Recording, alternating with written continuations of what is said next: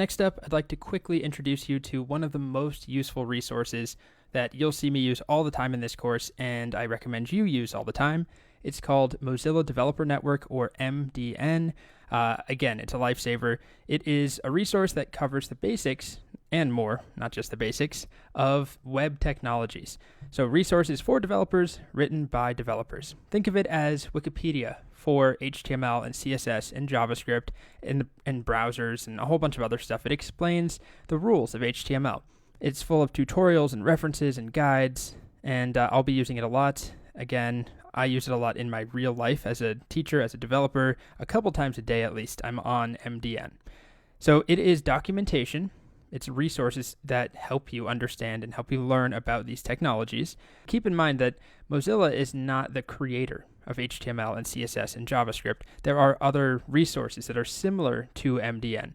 This is just one sort of encyclopedia of knowledge, but it's not an official document or anything. It's open source, it's created by developers. We'll talk more about how HTML is created and how it changes and who's in charge and all of that later on. Right now, it doesn't really matter. So just really quickly, a couple things that I like to highlight. Under references here, we're focusing on HTML for now, but eventually we'll be doing CSS and JavaScript. On HTML, there are some tutorials, learn HTML, but what I want to show you is the element reference. And this shows us all of the valid HTML elements that we could be using. So we just use the bold tag, which I believe would be under, is it right here? Here it is, B.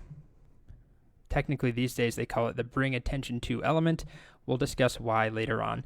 But we've got an introduction to it, a paragraph that explains what it does. We've got some examples here, and we can see what it looks like rendered by the browser. You can change this, and it will automatically be updated. We have some other information.